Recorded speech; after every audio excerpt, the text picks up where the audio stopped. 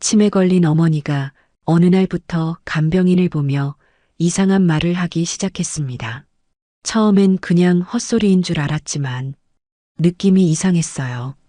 의심스러운 마음에 집안 곳곳 몰래 카메라를 설치했고 며칠 뒤 화면 속에 찍힌 장면은 충격적이었습니다.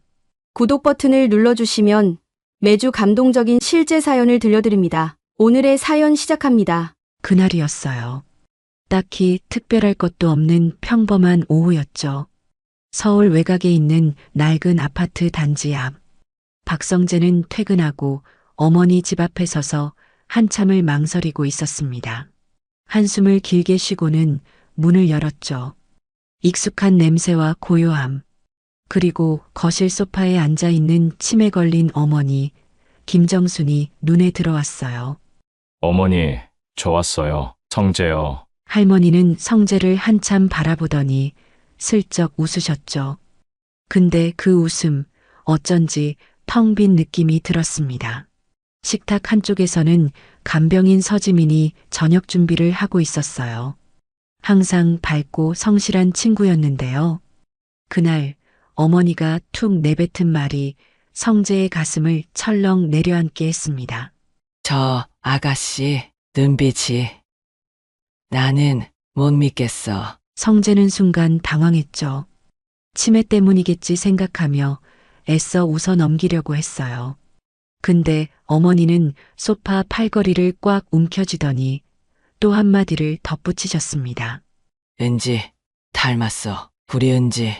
은지. 성재의 가슴이 쿵 하고 내려앉았어요.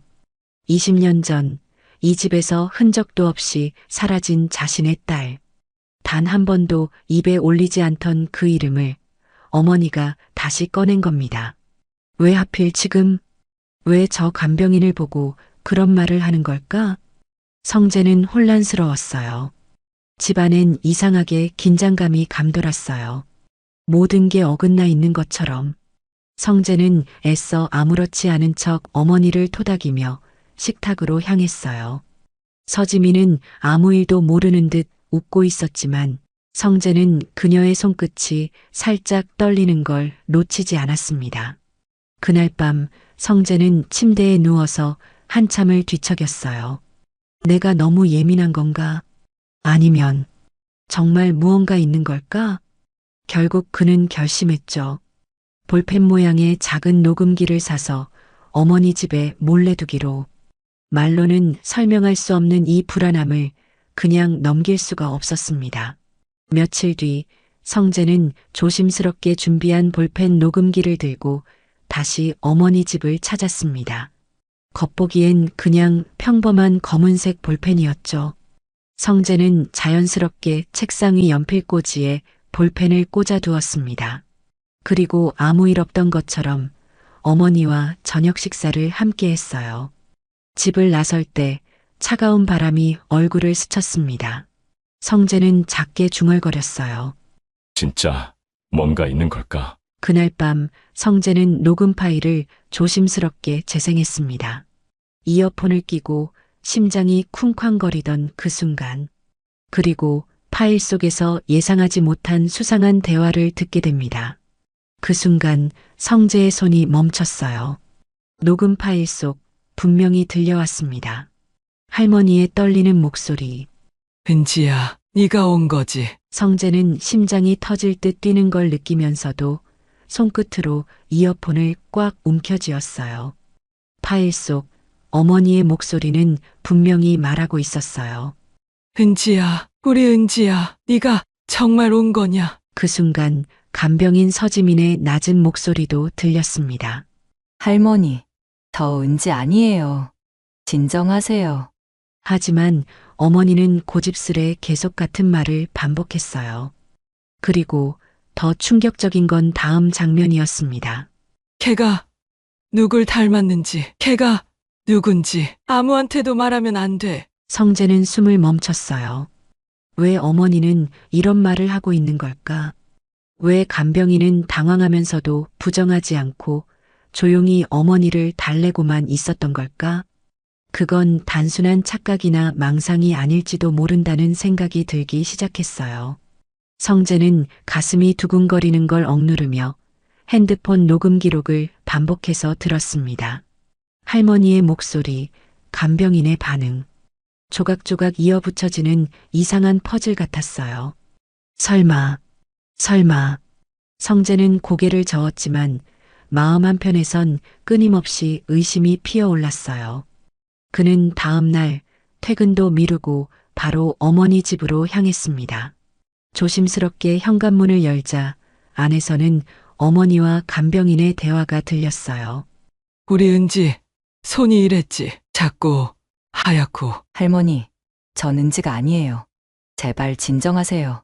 서지민은 분명 부정했지만 목소리엔 어딘가 모를 미묘한 떨림이 섞여 있었어요. 성재는 가슴이 답답해졌습니다. 그냥 넘길 수가 없었어요. 그날 밤 성재는 몰래 간병인의 SNS와 과거 기록을 검색하기 시작했어요. 졸업사진, 가족관계, 옛날 기사까지 뒤졌죠. 그렇게 몇 시간을 뒤진 끝에 그는 하나의 사진을 발견했습니다. 10여 년 전 어린 소녀 시절의 서지민. 사진 속 그녀의 손목에는 어릴 적 은지가 차고 다녔던 것과 똑같은 노란색 고무 팔찌가 보였어요. 성재는 숨이 막히는 것 같았습니다. 이건 우연이라고 하기엔 너무 선명했어요. 성재는 다음 날 더욱 확실한 증거를 찾기 위해 결심했습니다. 피를 뽑아야겠다. DNA 검사를 해야 돼. 성재는 핸드폰을 움켜쥔 채 떨리는 손으로 병원 예약 버튼을 눌렀습니다. 이제 진실을 확인할 시간입니다. 며칠 후 성재는 병원에 갔습니다. 입안의 세포를 채취하고 간병인 서지민 것도 몰래 확보한 다음 조심스럽게 검사를 의뢰했어요. 결과가 나오기까지의 시간은 길고 고통스러웠습니다. 성재는 하루에도 수십 번씩 핸드폰을 들여다봤어요. 설마, 아닐 거야. 근데 만약 맞으면.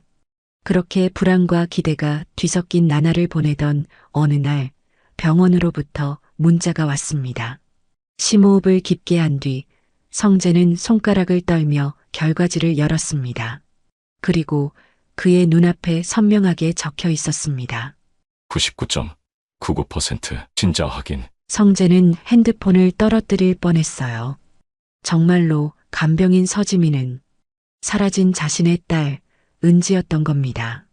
온몸에 힘이 빠졌습니다. 이걸 믿어야 할지 아니면 다시 의심해야 할지. 그 순간 성재는 온 세상이 뒤집히는 듯한 느낌을 받았습니다. 그동안 자신이 곁에 두고도 알아보지 못했던 친딸, 할머니가 알아봤던 그 미묘한 기운을 그는 이제야 깨달은 거였어요. 그날 밤 성재는 잠을 이룰 수 없었습니다. 창밖을 바라보며 그는 속삭였어요. 은지야, 진짜 네가 맞았구나. 하지만 진짜 충격은 여기서 끝나지 않았습니다. 성재는 서지민, 아니 은지가 이 집에 다시 오게 된 이유를 알게 되면서 더 큰 비밀과 마주하게 됩니다. 성재는 며칠을 고민했습니다. 이 사실을 어떻게 받아들여야 할지, 어떻게 말해야 할지. 결국 그는 간병인, 아니 은지와 마주 앉기로 결심했어요. 작은 거실 테이블 앞. 성재는 깊게 숨을 들이쉬고 은지에게 물었어요. 서지민 씨, 아니, 은지야. 왜 이제야 돌아온 거니? 은지는 잠시 고개를 떨궜습니다. 그리고 아주 조심스럽게 오랫동안 마음속에 묻어두었던 이야기를 꺼냈어요. 기억이 없었어요. 어렸을 때 어떤 아주머니가 저를 데리고 갔고 그 뒤로 제 이름도 가족도 다 잊어버렸어요. 성재는 숨을 삼켰습니다. 그녀의 목소리는 진심이었어요. 제가 성장하면서 어렴풋이 기억나는 건 따뜻했던 손, 부드러운 이불, 그리고 누군가 저를 많이 사랑해줬던 기억뿐이었어요. 은지는 몇 년 전 우연히 잃어버렸던 어린 시절의 단편적인 기억을 떠올렸고 그걸 단서 삼아 가족을 찾기 시작했어요. 그러던 중 노인 간병인 모집 공고를 보고 어쩐지 마음이 끌려 지원하게 됐던 거죠. 처음 이 집에 왔을 때 익숙했어요. 향기, 벽지 색깔, 그리고 할머니 얼굴까지. 은지는 떨리는 손으로 테이블을 문질렀습니다. 확신할 수 없었어요. 그래서 아무 말도 할 수 없었어요. 성재는 머리를 감싸쥐었습니다. 눈앞에 이 딸이 얼마나 외롭고 두려운 시간을 견뎠을지 생각하니 가슴이 미어졌어요. 하지만 은지의 이야기는 여기서 끝나지 않았습니다. 아빠, 근데 아직 말 못한 게 있어요. 성재는 숨을 삼켰습니다. 은지의 눈빛은 무거웠고 입술은 파르르 떨리고 있었습니다. 그리고 그녀가 꺼낸 다음 말은 성재의 세상을 다시 한번 뒤흔들게 됩니다. 거실은 숨소리조차 들리지 않을 정도로 고요했습니다. 은지는 손끝을 가만히 꼼지락거리다가 어렵게 입을 열었어요. 저 사실 돌아오려고 한 게 아니었어요. 성재는 얼어붙은 듯 그녀를 바라봤습니다. 은지는 고개를 숙인 채 눈을 질끈 감고 말을 이어갔습니다. 원래는 할머니 돈을 노리고 왔어요. 성재는 숨이 턱 막혔어요. 믿기지 않는 말이었어요. 그런데 은지는 눈물을 흘리며 서둘러 덧붙였어요. 처음엔 그랬어요. 근데 할머니를 돌보면서 이상했어요. 이상하게 낯익은 향기, 따뜻한 손길, 그리고 할머니가 저를 부르는 그 목소리가 너무 그리웠어요. 은지의 눈물은 멈출 줄 몰랐습니다. 그녀는 철저히 외로웠고 이용당했던 삶을 살아왔습니다. 누군가의 지시에 의해 이 집으로 오게 되었고 그 목적은 오직 하나, 돈이었어요. 하지만 진짜 가족의 따뜻함을 느끼게 되면서 그녀는 조금씩 과거의 기억을 되찾고 있었던 겁니다. 할머니랑 아빠랑 엄마랑 다시 만나고 싶었어요. 진짜로요. 성재는 그제야 모든 걸 이해할 수 있을 것 같았습니다. 은지가 얼마나 많은 시간을 죄책감과 혼란 속에서 버텨왔을지. 그는 조심스럽게 손을 뻗어 은지의 손을 잡았습니다. 괜찮아. 늦지 않았어. 우리 다시 시작하자. 은지는 소리내어 울기 시작했습니다. 어린 시절 잃어버린 가족의 온기가 비로소 그녀를 감싸 안는 순간이었어요. 하지만 이 따뜻한 순간에도 누군가 문밖 어둠 속에서 그들을 지켜보고 있다는 사실을 그들은 아직 알지 못했습니다. 그날 밤 은지가 잠든 후에도 성재는 쉽게 잠들지 못했습니다. 은지의 고백이 머릿속을 떠나지 않았고 그녀를 끌어안던 그 순간 창밖에서 느껴졌던 묘한 시선이 계속 마음에 걸렸어요. 한밤중 거실 창문 너머로 인기척이 느껴졌습니다.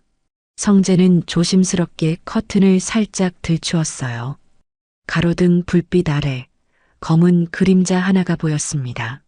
누군가가 아파트 단지 한쪽에 숨어서 집을 바라보고 있었어요. 성재는 등골이 서늘해졌습니다. 설마 은지를 이용하려 했던 그 사람들이? 그는 핸드폰을 움켜쥐고 경찰에 신고할까 망설였습니다. 하지만 구체적인 증거도 없는 상황. 일단 조용히 상황을 지켜보기로 했어요. 다음 날 성재는 어머니와 은지를 지키기 위해 보안업체에 연락해 집안 곳곳에 CCTV를 설치했습니다. 이제 절대 아무도 우리 가족을 건드리지 못하게 할 거야. 며칠이 지났지만 그날 밤 이후로 별다른 이상 징후는 없었어요. 은지도 점점 안정을 되찾아가고 있었습니다. 어머니는 여전히 은지를 어린 시절 그대로 바라보며 웃었고 성재 또한 서툴지만 은지를 딸로 받아들이기 위해 애쓰고 있었어요. 그렇게 평화가 찾아오는 듯 했습니다. 하지만 CCTV가 녹화한 영상 속에서 은지가 몰래 누군가와 전화 통화를 하는 장면이 포착되면서 성재의 의심은 다시 깊어지기 시작합니다. 그날 밤이었어요. 평화로워 보이던 집 안 공기 속에 이상한 냄새가 스며들고 있었던 걸 그때는 몰랐습니다. 성재는 CCTV 영상을 재생하다가 손끝이 멈췄어요. 은지가 거실 한쪽에서 조심스럽게 핸드폰을 꺼내 들고 누군가에게 전화를 걸고 있었던 겁니다. 화면 속 은지는 평소와 전혀 다른 얼굴을 하고 있었어요. 불안과 망설임, 그리고 어디론가 결심한 듯한 단단한 표정까지. 이어폰을 낀 채 성재는 숨죽이며 녹음된 소리를 들었습니다. 전화기 너머로 은지가 속삭였어요. 조금만 더 기다려. 아직 시간이 필요해. 성재는 가슴이 철렁 내려앉았습니다. 아직 시간이 필요하다니. 대체 무슨 일에? 그는 머릿속이 복잡하게 얽히는 걸 느꼈어요. 겨우 받아들이려고 했던 은지의 진심. 그게 또다시 흔들리려 하고 있었어요. 성재는 몸을 일으켜 집안을 서성였어요. 머릿속에는 온갖 상상이 들끓었습니다. 혹시 아직도 은지가 누군가에게 조종당하고 있는 건 아닐까? 혹시 또 다른 속셈이 있는 건 아닐까? 창밖으로 내리는 겨울비 소리가 유난히 크게 들렸어요. 젖어드는 창가에 이마를 댄 채 성재는 깊은 숨을 내쉬었습니다. 다음 날 아침 성재는 은지에게 아무렇지 않은 척 물었습니다. 어제 잘 잤어? 은지는 환하게 웃으며 고개를 끄덕였습니다. 그 미소 속에 숨겨진 감정을 성재는 더 이상 읽을 수가 없었어요. 혼란스러운 마음을 안고 성재는 결심했어요. 은지가 누구와 통화했는지, 그리고 무엇을 숨기고 있는지 직접 확인하겠다고. 그리고 그날 밤 성재는 은지의 방 앞에 조심스럽게 다가갔습니다. 문틈 사이로 들려오는 은지의 속삭임. 그 순간 성재는 자신이 결코 알지 못했던 또 다른 진실과 마주하게 됩니다. 그날 밤 성재는 발끝으로 바닥을 쓸 듯 조심조심 은지의 방 앞으로 다가갔어요. 손바닥엔 식은 땀이 송골송골 맺히고 가슴은 작은 북처럼 뛰고 있었죠. 문틈 사이로 스멀스멀 새어나오는 은지의 목소리. 너무 낮아서 알아듣기 힘들었지만 성재는 온 신경을 귀에 집중했어요. 조금만 더요. 아직은 말하면 안 돼요. 은지의 속삭임은 누군가와 통화 중이라는 걸 분명히 보여주고 있었어요. 그러나 상대방의 목소리는 들리지 않았습니다. 성재는 문에 귀를 붙인 채 한 단어라도 더 듣기 위해 숨조차 죽였어요. 심장이 너무 크게 뛰어서 은지의 목소리가 덮여버릴까 두려웠습니다. 그 순간 은지의 또렷한 한마디가 들려왔어요. 할머니 돈은 안 건드릴 거예요. 절대 그건 약속했어요. 성재는 온몸에 소름이 돋았습니다. 할머니 돈? 아직도 무언가 은지가 숨기고 있다는 사실이 선명해졌어요. 머릿속이 복잡하게 뒤엉켰습니다. 그녀를 믿어야 할까? 아니면 또다시 속고 있는 걸까? 한참을 문 앞에 서 있던 성재는 결국 등을 돌렸습니다. 눈앞이 아득했어요. 이 집안에서 딸을 다시 찾았다고 기뻐했던 자신의 모습이 바보같이 느껴졌습니다. 그는 주방으로 가서 물 한 잔을 꺼냈습니다. 잔을 쥔 손이 가볍게 떨리고 있었어요. 밖에선 겨울비가 여전히 소리 없이 내리고 있었어요. 방 안, 주방, 거실, 어디에도 온기가 닿지 않는 느낌이었습니다. 그때였어요.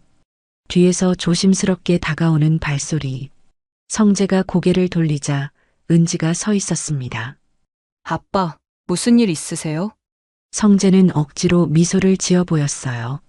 아니야, 그냥 잠이 안 와서. 은지는 한참을 성재를 바라보더니 조심스럽게 다가와 그의 손을 잡았습니다. 그 따뜻한 손길에 성재는 다시 한번 혼란에 빠졌습니다. 이 손을, 이 체온을 믿어야 할까? 아니면 저 문틈 너머에서 들었던 말을 믿어야 할까? 그리고 바로 다음 날 성재는 또 다른 충격적인 사실을 목격하게 됩니다.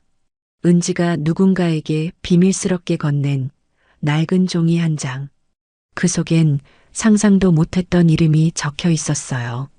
다음 날 아침 잔뜩 흐린 하늘 아래 성재는 묘한 불안을 안고 어머니 집으로 향했어요. 구불구불한 골목길을 따라 걷는 동안 마음속 불길함은 점점 짙어졌습니다. 어머니와 은지는 거실에서 조용히 아침 식사를 하고 있었어요. 은지는 평소처럼 환하게 웃으며 성재를 맞이했지만 성재는 그 미소 너머에 감춰진 무언가를 느꼈습니다. 그날따라 은지는 이상할 만큼 핸드폰을 손에서 놓지 않았어요. 식사 중에도 정리할 때도 심지어 할머니를 돌보는 동안에도 성재는 아무렇지 않은 척 부엌 한쪽에 설치해둔 CCTV 녹화기를 돌려봤습니다. 전날 밤 이후 모든 영상이 자동 저장되도록 설정해뒀거든요. 녹화된 영상 속 성재는 예상치 못한 장면을 목격했습니다. 거실 창가 쪽 은지가 창문을 조심스럽게 열고 밖으로 손을 뻗었습니다. 그리고 어둠 속 어딘가에 숨어있던 누군가에게 무언가를 건넨 겁니다. 손바닥만 한 낡은 종이 한 장. 색이 바래고 가장자리가 헤어진 그 종이를 은지가 꼭 쥔 채 누군가에게 전달했어요. 성재는 숨을 삼켰습니다. 도대체 그 종이에 뭐가 적혀 있었던 걸까? 오후 성재는 은지가 시장에 간 틈을 타 몰래 집을 수색했습니다. 책상 서랍, 가방, 서랍장 구석구석, 그리고 은지의 작은 가방 안쪽에서 쭈글쭈글하게 접힌 메모지 한 장을 발견했어요. 떨리는 손으로 그 종이를 펼쳤습니다. 거기엔 단 2줄이 적혀 있었어요. 성북구 23-17, 비밀번호 0825. 성재는 혼란스러웠습니다. 성북구? 주소? 비밀번호? 이건 분명 은지가 숨기고 있는 또 다른 진실로 이어지는 단서였어요. 이건 뭐지? 그는 가슴이 뛰는 걸 억누르며 핸드폰으로 주소를 검색했습니다. 지도 앱에 찍힌 장소는 허름한 오래된 다세대 주택 단지. 성재는 주먹을 꽉 쥐었습니다. 무엇을 보게 될지, 어떤 진실이 기다리고 있을지 알 수 없었지만 이제 더 이상 물러설 수 없었습니다. 그리고 성재는 결심했습니다. 직접 그곳으로 가보기로. 모든 걸 끝내기 위해 성재는 성북구 골목길을 따라 천천히 걸어갔습니다. 회색빛 하늘 아래 바람은 을씨년스럽게 불었고 낡은 건물 벽에는 오래된 포스터들이 너덜거리고 있었어요. 23-17번지. 허름한 다세대 주택 건물 앞에 도착했을 때 성재는 잠시 발걸음을 멈췄습니다. 낡은 철문, 벗겨진 페인트, 삐걱거리는 계단. 모든 것이 세월에 짓눌린 듯 우울했어요. 성재는 떨리는 손으로 비밀번호를 눌렀습니다. 0, 8, 2, 5. 찰칵 하고 문이 열렸어요. 좁은 복도를 따라 조심스럽게 발을 옮겼습니다. 오래된 전구는 깜빡거리며 금방이라도 꺼질 듯했고 습기 찬 공기엔 곰팡이 냄새가 짙게 배어 있었어요. 복도 끝 작은 문 하나가 덩그러니 있었습니다. 성재는 깊게 숨을 들이쉬고 조심스럽게 문을 밀었어요. 방 안은 어두웠지만 창문 틈새로 스며든 빛이 방바닥을 은은하게 밝혔습니다. 성재는 천천히 안으로 들어갔습니다. 방 안은 놀랍도록 깔끔하게 정돈돼 있었어요. 작은 침대, 낡은 책상, 그리고 책상 위에 가지런히 정리된 사진 몇 장. 성재는 조심스럽게 다가가 사진을 들여다봤습니다. 사진 속에는 은지로 보이는 어린 소녀와 한 중년 남성이 함께 웃고 있었어요. 하지만 그 남자의 얼굴은 흐릿하게 찢겨나간 상태였습니다. 옆에 놓인 또 다른 사진. 이번엔 낯선 여자와 어린 은지가 손을 맞잡고 있었어요. 그 여자의 얼굴에는 선명한 흉터가 있었습니다. 성재는 심장이 쿵하고 내려앉는 걸 느꼈어요. 그 순간 책상 서랍을 발견했습니다. 성재는 망설이다가 서랍을 열었어요. 서랍 안에는 오래된 수첩이 한 권 들어 있었습니다. 갈색 가죽 커버가 달아 헤어진 수첩. 성재는 떨리는 손으로 수첩을 펼쳤습니다. 첫 장에는 이렇게 적혀 있었어요. 은지를 되찾기 위해 절대 포기하지 않는다. 성재는 숨이 막힐 것 같았어요. 수첩 곳곳엔 은지를 찾기 위한 단서들, 날짜들, 장소들이 빼곡히 적혀 있었습니다. 그리고 마지막 페이지. 거기엔 이렇게 적혀 있었어요. 은지를 이 집으로 돌려보내야 한다. 그래야 모든 게 끝난다. 성재는 몸을 부르르 떨었습니다. 은지는 스스로 돌아온 게 아니었던 걸까요? 그때였습니다. 방박 복도에서 조심스레 다가오는 발소리가 들려왔어요. 성재는 숨을 죽였습니다. 누군가 이 집을 지켜보고 있었던 겁니다. 그 순간이었어요. 방 안의 공기가 갑자기 무겁게 내려앉은 것 같았습니다. 성재는 본능적으로 몸을 낮추고 벽 쪽으로 바짝 붙었어요. 문틈 아래로 스며드는 복도 불빛이 미세하게 흔들리고 있었죠. 발소리는 점점 가까워졌습니다. 구두가 다른 바닥을 스치는 소리, 조심스럽지만 분명 누군가가 다가오고 있었어요. 성재는 심장이 터질 것 같았습니다. 바닥에 흐르는 자신의 땀방울 소리까지 들릴 만큼 모든 감각이 날카롭게 곤두섰습니다. 문 손잡이가 살짝 흔들렸어요. 딸깍. 성재는 숨을 삼켰습니다. 그리고 문이 아주 천천히 소리 없이 열리기 시작했습니다. 성재는 벽에 등을 밀착시키고 긴장한 채 상황을 지켜봤어요. 그 틈으로 한 남자가 모습을 드러냈습니다. 검은 모자를 눌러쓰고 낡은 코트를 걸친 중년 남자. 얼굴은 어두워 잘 보이지 않았지만 뿜어져 나오는 분위기만으로도 범상치 않은 인물임을 느낄 수 있었습니다. 남자는 조심스럽게 방 안을 둘러봤어요. 그리고 책상 쪽으로 다가가 손에 들고 있던 작은 무전기를 입에 댔습니다. 아직 안 온 것 같아.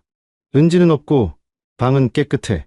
성재는 숨을 삼킨 채 그 무전기 소리에 귀를 기울였습니다.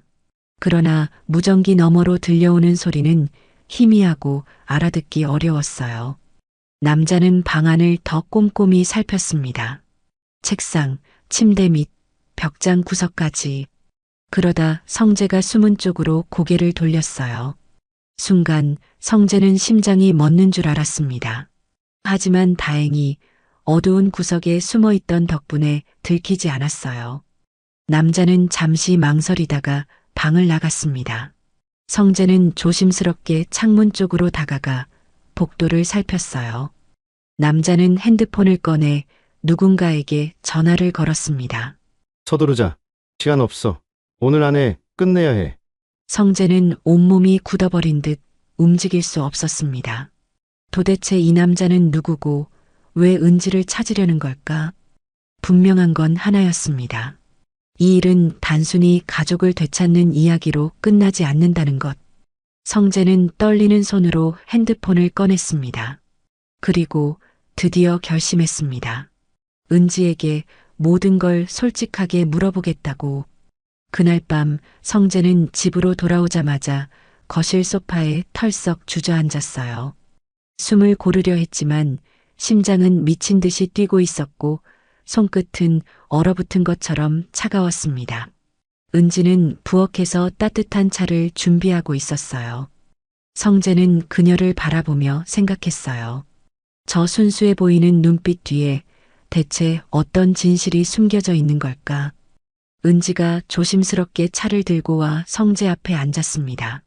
그녀의 손길은 여전히 부드러웠지만 성재의 눈엔 모든 것이 낯설게만 보였어요. 성재는 더 이상 망설일 수 없었습니다. 은지야, 나한테 숨기고 있는 거 있지? 은지는 놀란 눈으로 성재를 바라봤어요. 입술이 파르르 떨렸고 손에 쥔 찻잔이 미세하게 흔들렸습니다. 아빠, 무슨 말씀이세요, 저는? 성재는 한숨을 깊게 쉬며 서랍장에서 꺼낸 종이 조각을 그녀 앞에 내밀었어요. 낡은 종이에 적힌 주소와 비밀번호. 이거 너가 건넨 거 맞지? 밖에 있던 그 남자한테. 은지의 얼굴이 순식간에 하얗게 질렸습니다. 그녀는 두 손으로 얼굴을 가렸고 몸이 작게 떨리기 시작했어요. 죄송해요. 아빠, 정말 죄송해요. 은지는 울면서 모든 걸 털어놓기 시작했습니다. 그녀는 기억을 되찾은 후에도 완전히 자유로울 수 없었습니다. 어린 시절 은지를 데려갔던 사람들, 그리고 그 뒤를 이은 누군가가 그녀를 계속 지켜보고 있었던 겁니다. 그들은 은지를 협박했습니다. 가족에게 다가가라, 신뢰를 얻어라, 그리고 정해진 대로 행동하라. 그러지 않으면 그녀도 가족도 안전할 수 없다고. 은지는 울먹이며 말을 이었어요. 처음엔 무서웠어요. 어떻게 해야 할지 몰랐어요. 하지만 시간이 지나면서 할머니 손길, 아빠 눈빛, 다 너무 그리웠어요. 성재는 눈을 질끈 감았습니다. 한참 동안 아무 말도 할 수 없었어요. 은지는 계속해서 눈물을 흘리며 말했습니다. 그래서 다 버리기로 했어요. 그 사람들이 시키는 대로 하지 않기로, 가족을 지키기로. 성재는 떨리는 손으로 은지의 어깨를 감쌌습니다. 그 따뜻한 체온이 다시 살아난 가족의 온기가 두 사람 사이를 메워갔어요. 하지만 그 순간 성재의 핸드폰으로 걸려온 정체불명의 전화 한 통, 화면에는 발신자 표시 제한, 그리고 듣게 된 차가운 한마디. 너희들 우리랑 장난칠 생각하지 마. 그 전화 한 통으로 모든 공기가 달라졌습니다. 성재는 핸드폰을 손에 쥔 채 얼어붙은 듯 움직이지 못했어요. 귀를 타고 흐르는 그 낯선 목소리, 거칠고 냉정한 기운이 핸드폰 너머로 집안을 휘감았습니다. 은지는 성재의 표정을 보고 숨을 삼켰어요. 그녀의 눈빛에는 분명 공포가 어린 채 흔들리고 있었죠. 성재는 핸드폰을 천천히 내려놓으며 다짐했습니다. 더 이상 도망치지 않겠다고. 은지를, 어머니를, 가족을 지키기 위해서라면 무엇이든 하겠다고. 은지야, 무서워하지 마. 아빠가 지켜줄게. 무슨 일이 있어도 다 지켜줄게. 은지는 떨리는 손으로 성재의 소매를 꼭 잡았습니다. 그 손끝의 미세한 떨림이 성재의 심장 깊숙이 파고들었어요. 그날 밤 성재는 은지와 함께 긴 대화를 나눴습니다. 지금까지 있었던 일, 협박의 내용, 그리고 그 남자들에 대한 모든 것을. 은지는 떨리는 목소리로 모든 걸 털어놓았어요. 그들은 은지가 어릴 때부터 지켜보던 조직이었습니다. 실종된 이후 은지는 기억을 잃었고 어느 순간부터 그들의 소나기에 놓이게 된 것이었죠. 조직은 은지를 이용해 성재의 재산을 노리고 있었던 겁니다. 그리고 은지가 거부하려 하자 노골적인 협박이 시작된 거였어요. 그래서 저 일부러 연락을 끊고 있었어요. 하지만 더 이상은 못하겠어요. 성재는 조용히 고개를 끄덕였습니다. 그리고 은지에게 다짐하듯 말했어요. 이제 우리 쪽에서 먼저 움직이자. 성재는 경찰에 도움을 요청하기로 결심했어요. 그러나 단순한 신고로는 부족했습니다. 상대는 수법이 치밀하고 잔혹한 사람들이었거든요. 그는 증거를 모으기 시작했습니다. 은지가 받았던 문자, 통화 기록, 녹음 파일, CCTV 영상까지 모든 것을 하나하나 정리했어요. 어두운 거실에 홀로 앉아 성재는 가끔 하늘을 올려다봤습니다. 창밖으로 스며드는 겨울밤 달빛이 그의 굳은 결심을 더욱 단단하게 만들었어요. 절대 다시는 은지를 뺏기지 않을 거야. 그리고 다음 날 성재는 마침내 위험을 무릅쓰고 직접 상대를 만나러 나섭니다. 은지와 어머니를 지키기 위한 마지막 싸움을 시작하기 위해. 다음 날 아침 성재는 동이 트기도 전에 집을 나섰어요. 회색빛 하늘 아래 겨울바람은 매서웠고 거리는 음산하게 조용했죠. 손에는 작은 녹음기 하나, 주머니에는 모아둔 모든 증거 자료들, 가슴속에는 오직 하나, 가족을 지키겠다는 굳은 결심뿐이었습니다. 성재는 지정된 장소로 향했습니다. 그곳은 도심 외곽 한적한 공터 한복판의 자리 잡은 오래된 창고, 페인트가 벗겨진 창문, 삐걱거리는 철문. 마치 오래전부터 버려진 듯한 느낌을 주었지만 그 안에는 살아있는 위협이 도사리고 있었어요. 성재는 깊게 숨을 들이쉬고 천천히 문을 밀었어요.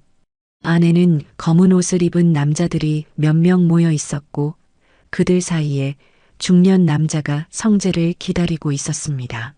용감하네. 혼자 오다니.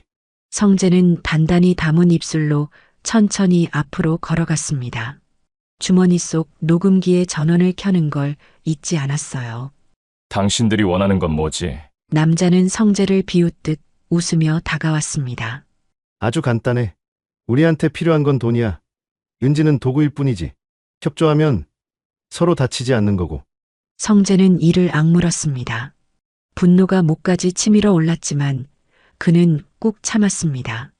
지금은 감정에 휘둘릴 때가 아니었어요. 내 딸을 도구라고 부르지 마. 순간 긴장이 공기 속을 타고 퍼졌습니다. 남자들은 서로 눈빛을 주고받으며 성재를 둘러싸기 시작했어요. 하지만 성재는 물러서지 않았습니다. 가슴속에서 끓어오르는 두려움을 억누르며 단단히 담은 입술로 남자를 바라봤어요. 그리고 조용히 핸드폰을 꺼내 경찰에 긴급 전화를 걸었습니다. 주머니 속 녹음기에서는 이미 모든 대화가 고스란히 녹음되고 있었죠. 몇 분이 지나자 창고 밖에서 사이렌 소리가 울렸습니다. 경찰차 수십 대가 몰려왔고 사방을 에워쌌어요. 남자들은 당황해하며 흩어졌고 성재는 재빨리 창고 구석으로 몸을 숨겼습니다. 곧이어 경찰들이 들이닥치며 남자들을 제압하기 시작했어요. 거칠게 소리를 지르는 남자들, 바닥에 내동댕이 쳐지는 그림자들. 성재는 구석에서 지켜보며 깊게 숨을 내쉬었습니다. 마침내 끝난 거였어요. 하지만 경찰이 잡아간 남자들의 입에서 튀어나온 한마디. 성재는 다시 한번 심장이 얼어붙는 걸 느꼈어요. 그 애 아직 진실을 모두 말 안 했을걸? 그 말을 듣는 순간 성재는 다시 모든 긴장감이 되살아나는 걸 느꼈어요. 남자들의 비웃음 속에서 묻어나는 묘한 확신. 그것은 단순한 허세가 아니었어요. 성재는 곧바로 집으로 달려갔습니다. 겨울바람이 뺨을 핥히었지만 아픔조차 느껴지지 않았어요. 오로지 한 가지 생각, 은지에게 무슨 비밀이 더 있는 거지? 집 문을 열고 들어서자 은지는 거실 소파에 웅크리고 앉아 있었어요. 작은 몸이 더 작아 보일 만큼 불안과 두려움에 휩싸여 있었죠. 성재는 조심스럽게 그녀 앞에 앉았습니다. 은지는 성재의 눈을 피하려 애썼지만 결국 고개를 들었어요. 그 눈빛 속엔 숨기고 싶어도 숨길 수 없는 슬픔과 죄책감이 담겨 있었습니다. 사실 아직 말 못한 게 있어요. 성재는 깊게 숨을 쉬었습니다. 괜찮아. 이제 다 말해줘. 아빠는 너 편이야. 은지는 입술을 깨물며 고개를 끄덕였어요. 그리고 아주 조심스럽게 입을 열었습니다. 저 그 사람들한테서 완전히 벗어나지 못했어요. 성재는 눈을 질끈 감았습니다. 은지는 흐느끼며 말을 이었어요. 처음 집에 왔을 때 그 사람들은 저한테 가족을 배신하라고 시켰어요. 무슨 일이 있어도 아빠를 감시하고 할머니를 이용하라고 했어요. 성재의 가슴은 천근만근 무거워졌습니다. 딸이 겪어야 했던 고통, 두려움, 그리고 그 모든 걸 혼자 견뎌야 했던 시간들. 은지는 고개를 숙인 채 손을 꼭 쥐었습니다. 하지만 저는 할 수 없었어요. 할머니가 제 손을 잡아주셨을 때, 아빠가 절 처음 불러줬을 때, 저는 그냥 진짜 가족이 되고 싶었어요. 성재는 조용히 은지의 손을 잡았습니다. 그 작고 떨리는 손을 꼭 쥐고 미소 지었습니다. 넌 이미 우리 가족이야. 언제나 그랬어. 앞으로도 그럴 거야. 눈물 범벅이 된 은지의 얼굴에 오랜만에 작은 미소가 번졌어요. 바깥에선 여전히 겨울바람이 몰아쳤지만 거실 안은 조용히 따뜻하게 서로의 체온으로 채워지고 있었습니다. 그러나 그 평화도 오래가진 않았어요. 은지의 핸드폰에 또다시 걸려온 한 통의 메시지. 그 속엔 단 한 문장만이 적혀 있었어요. 너희를 모두 데리러 간다. 그 문자를 본 순간 거실 안의 공기가 서늘하게 얼어붙는 걸 느낄 수 있었어요. 성재는 핸드폰을 움켜쥔 채 은지를 바라봤습니다. 은지는 두 눈을 크게 뜬 채 숨조차 쉴 수 없는 듯 굳어 있었습니다. 창밖엔 여전히 매서운 겨울바람이 불고 있었어요. 하지만 성재는 느꼈습니다. 그보다 더 차가운 위협이 바로 이 집까지 다가오고 있다는 걸. 성재는 빠르게 움직였습니다. 문단속을 다시 확인하고 CCTV 모니터를 켰어요. 모니터 속 골목길 어귀에 검은 차 한 대가 멈춰 있는 게 보였어요. 그 차 안엔 누군가가 타 있었고 집을 뚫어지게 바라보고 있었습니다. 은지야, 어머니를 깨우자. 지금 당장 여기서 나가야 해. 은지는 무겁게 고개를 끄덕였어요. 성재는 재빠르게 할머니 방으로 달려가 어머니를 부축했습니다. 어머니는 상황을 제대로 이해하지 못한 듯 했지만 성재의 다급한 표정을 보고 순순히 따라주셨어요. 은지는 떨리는 손으로 작은 배낭 하나를 챙겼습니다. 핸드폰, 지갑, 옷 몇 벌. 모든 준비를 마친 세 사람은 뒷문을 통해 조심스럽게 집을 빠져나왔어요. 눈발이 흩날리는 어두운 골목. 성재는 할머니와 은지의 손을 꼭 붙잡고 골목 끝까지 빠르게 걸었습니다. 그때 검은 차의 문이 열리며 두 남자가 내렸습니다. 성재는 숨이 멎는 줄 알았어요. 하지만 그는 주저하지 않았습니다. 은지에게 손에 쥔 열쇠를 건네며 속삭였습니다. 골목 끝 주차장에 아빠 차가 있어. 둘이 먼저 가 있어. 난 시간을 끌고 따라갈게.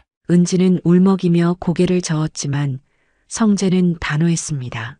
가야 돼, 은지야. 우리 가족을 위해. 은지는 어쩔 수 없이 할머니를 부축하며 골목을 빠져나갔어요. 성재는 검은 코트를 입은 남자들을 향해 천천히 다가갔습니다. 남자들은 미소를 지으며 다가왔고 성재는 그들을 막아서며 큰 소리로 외쳤어요. 여기서 그만두자. 더는 우리 가족 건들지 마. 남자들은 비웃었지만 그 순간 멀리서 경찰차 사이렌 소리가 울렸어요. 성재는 숨을 내쉬었습니다. 미리 신고를 해두었던 거였죠. 경찰차가 골목으로 들어오자 남자들은 욕설을 퍼붓고 도망쳤습니다. 성재는 그 자리에 주저앉을 뻔했지만 이를 악물고 다시 일어섰어요. 그는 가족을 지켜냈습니다. 겨우겨우 몇 시간 후 경찰서에서 모든 진술을 마친 뒤 성재는 은지와 할머니를 데리고 임시 보호소로 이동했습니다. 피곤이 몰려왔지만 세 사람은 서로의 온기를 느끼며 조용히 서로를 바라봤어요. 은지는 성재에게 작은 목소리로 속삭였습니다. 아빠, 고마워요. 정말로. 성재는 고개를 끄덕이며 은지의 머리를 부드럽게 쓰다듬었습니다. 바깥에선 여전히 겨울바람이 매섭게 몰아쳤지만 그 작은 방 안에는 가족이라는 이름의 온기가 가득 퍼져 있었습니다. 여러분, 세상의 어떤 고난도, 어떤 두려움도 진심으로 이어진 가족의 힘을 이길 수는 없습니다. 끝까지 함께 해주셔서 정말 감사해요. 이 이야기가 여러분 마음속에도 따뜻한 온기로 남기를 바랍니다. 이런 가슴 뭉클한 가족 이야기 놓치고 싶지 않으시죠? 구독과 좋아요, 알림 설정까지 해주시면 앞으로도 더욱 많은 따뜻한 이야기로 여러분을 찾아올게요. 여러분의 소중한 관심이 또 다른 감동을 만들어 갑니다. 그럼 다음 이야기에서 만나요.